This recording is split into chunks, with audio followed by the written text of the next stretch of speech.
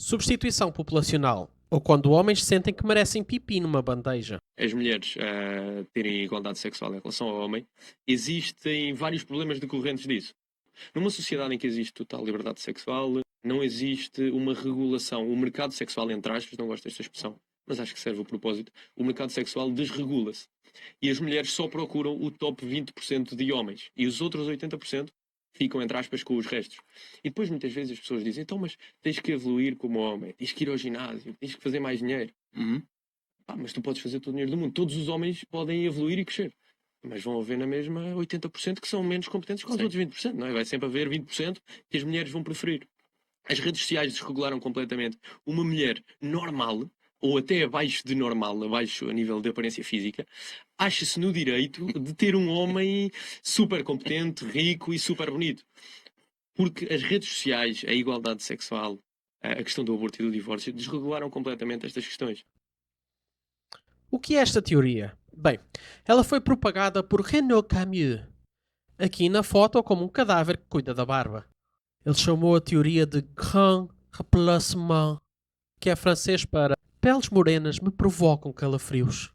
Desde 1966, ele mostrou-se muito preocupado com aquilo que ele observara do alto do seu castelo. E sim, ele vive num castelo. É a única pessoa no mundo que, quando diz que quer claras em castelo, refere-se às empregadas de limpeza. Nada grita mais homem do povo que realmente percebe da sociedade do que viver numa fortaleza de pedra. Eu não sei se ele realmente não vê muita gente branca na rua ou se simplesmente não entra muita luz para dentro da muralha. Mas este bravo guerreiro percebe de minorias. Afinal, ele perdeu a herança dos pais quando saiu do armário como gay. Felizmente, os fãs da sua teoria aprovam muito as suas escolhas.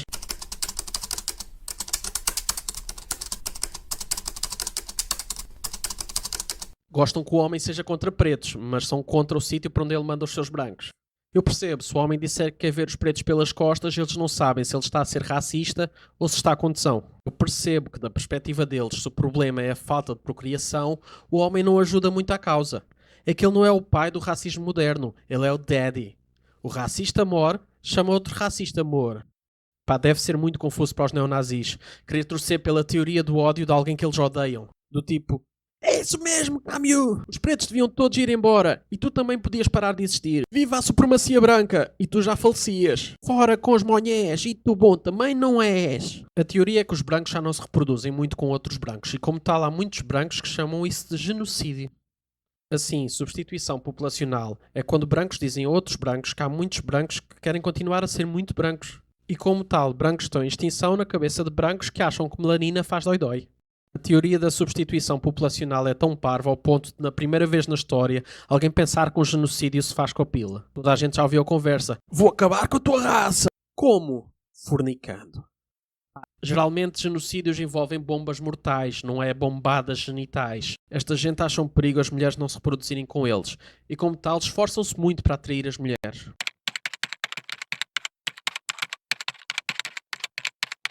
Os racistas que se preocupam muito e dizem que a raça branca está a desaparecer, alguma vez pararam para pensar que uma boa forma de solucionar isso seria fazerem mais sexo? Mas suponho que isso seja difícil quando são pessoas que dizem que a raça branca está a desaparecer. Estes jovens pensam que as mulheres lhes devem sexo, como se fosse um direito à nascença. Descartes dizia: penso, logo existo. Estes gajos pensam: pênis, logo exijo. E faz sentido esta comparação, porque Descartes também era virgem até aos 40 anos.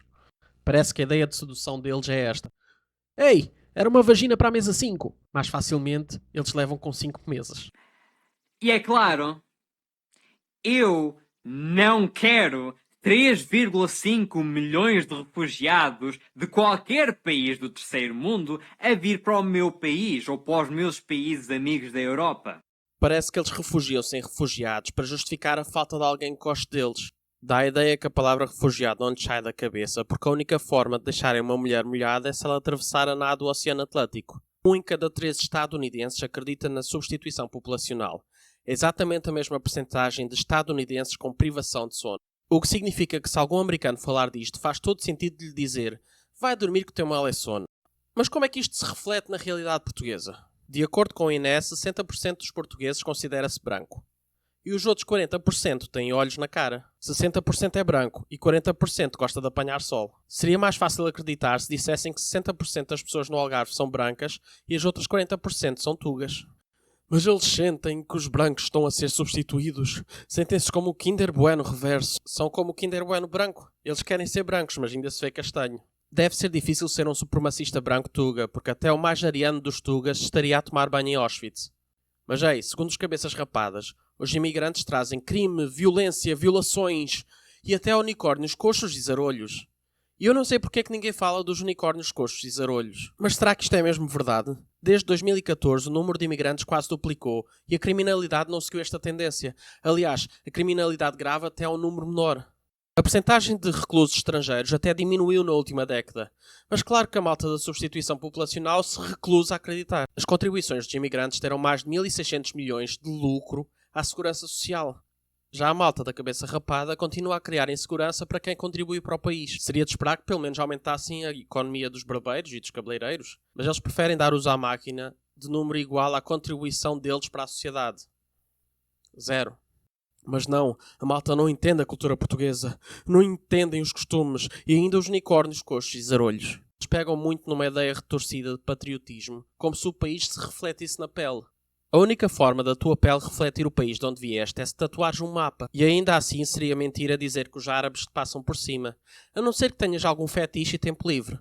E eles pegam sempre nos descobrimentos como um exemplo de que Portugal foi grande. Raramente um ultraconservador é vegetariano, mas tem o maior orgulho de Portugal ter atravessado o Oceano Atlântico em busca de ervinhas. Aquilo não foram descobrimentos, foi falta de tempero para saladas. Camões escreveu um livro inteiro sobre a dificuldade de encontrar orégãos.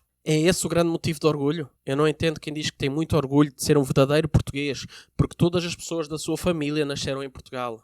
É muito estranho o orgulho de alguém depender do local onde as vaginas da mãe e da avó estiveram abertas. Mas os racistas têm um orgulho imensurável de terem nascido em determinado sítio. Conseguiste nascer em determinada terra?